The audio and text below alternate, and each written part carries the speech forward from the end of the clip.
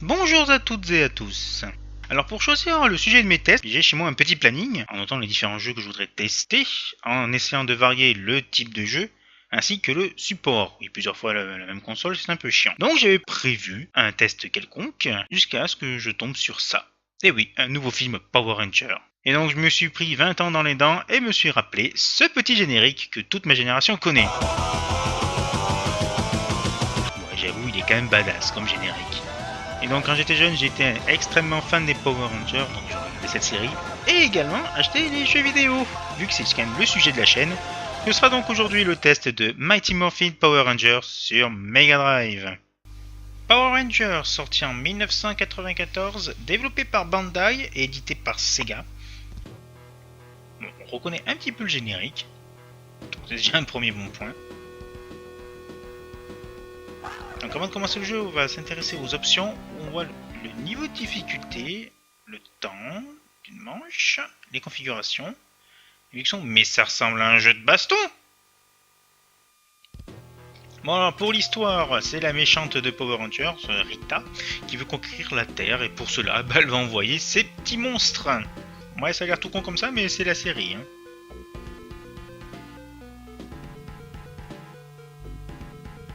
Ah, les vilains Power Rangers. Bouh. Belle foire aux monstres quand même. Bon, c'est pas tout ça, on va commencer à jouer.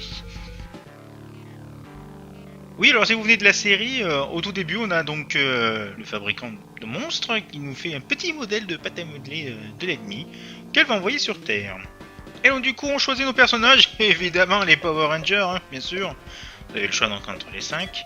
Et là, et effectivement, je me suis pas trompé, c'est bien un jeu de baston. Une légère déception quand même, parce que moi, Power Rangers, c'est plutôt un beat'em all. Mais bon, passons. Donc, un bouton pour taper, un bouton pour taper. Oui, qui n'a pas grande différence entre les deux boutons, A et B. Et un troisième qui sert à rien.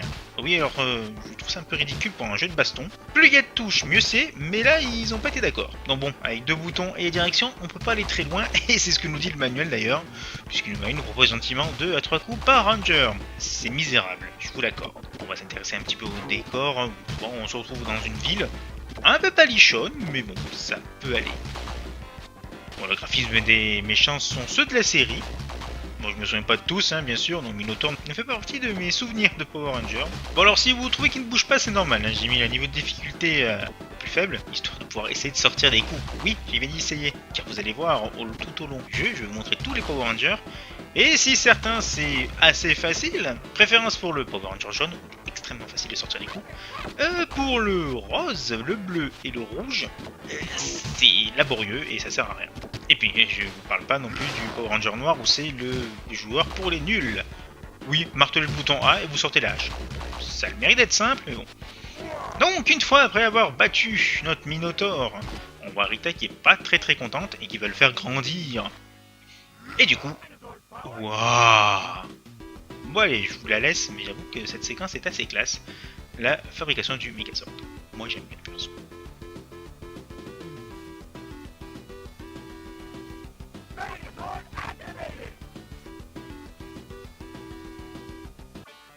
Et donc c'est le deuxième round avec ce coup-ci, le même adversaire en plus grand contre le Megazord.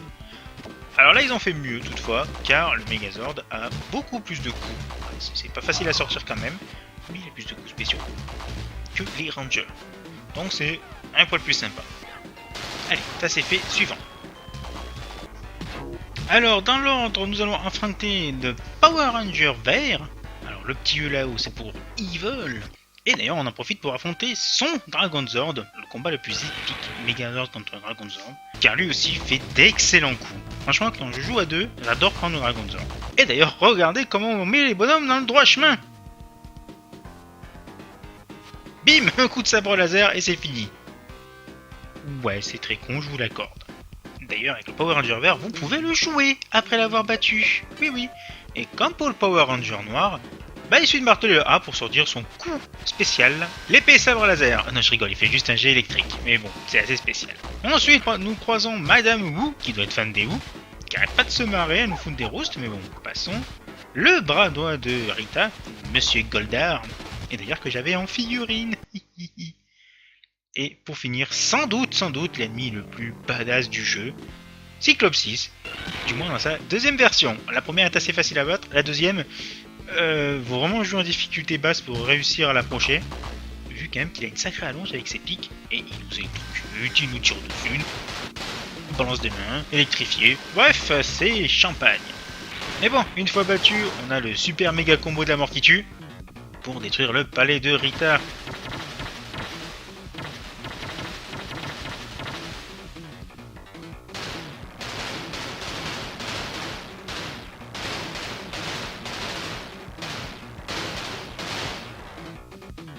Et voilà, les Power Rangers ont sauvé le monde.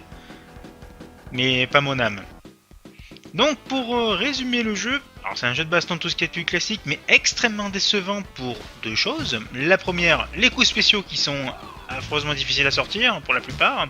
D'autant plus qu'avec un troisième bouton, on aurait pu faire, je ne sais pas moi, des projections, des choses comme ça, hein, qui se font dans Street Fighter par exemple, pour ne citer que ce jeu-là.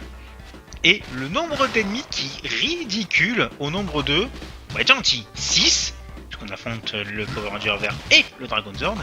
Mais 6 ennemis, là on fait que 5 rounds, un truc tout con. Donc dans Street Fighter on affronte 8 personnes. Bon, il est vrai quand même qu'on peut jouer 5 personnes d'entrée, donc si on calcule vite fait ça fait 11 à 12 personnes. Mais bon, c'est quand même très décevant. Dans le sens où il y a extrêmement peu d'ennemis et Power Ranger avec le nombre de saisons qu'il y a eu, je pense qu'il y avait moyen d'en ajouter un ou deux supplémentaires. Sinon, bah graphiquement c'est pas trop mal, je dirais. Bah, c'est juste les décors. Les musiques sont sympathiques, même si le premier niveau est toujours le même. Et oui, Power Ranger se bat toujours dans la ville. C'est après, lorsqu'on affronte la version géante, on a d'autres décors, d'autres musiques. Bref, tout ça pour dire qu'un bon jeu Power Ranger c'est possible, mais je ne suis pas sûr qu'un jeu de baston soit l'idéal. Bon beat'em all aurait été beaucoup mieux. Voilà, c'était donc le test de Mighty Morphin Power Rangers sur Mega Drive. J'espère qu'il vous a plu, du moins le test. Si le jeu vous a vu, vous pouvez toujours l'indiquer dans les commentaires, comme d'habitude d'ailleurs. Et n'hésitez pas à partager la vidéo et de faire découvrir notre chaîne YouTube Jeux vidéo dans tous ses états, ainsi que notre page et groupe Facebook Jeux dans tous ses états. D'ici là, je vous souhaite une bonne journée et bon jeu. Salut!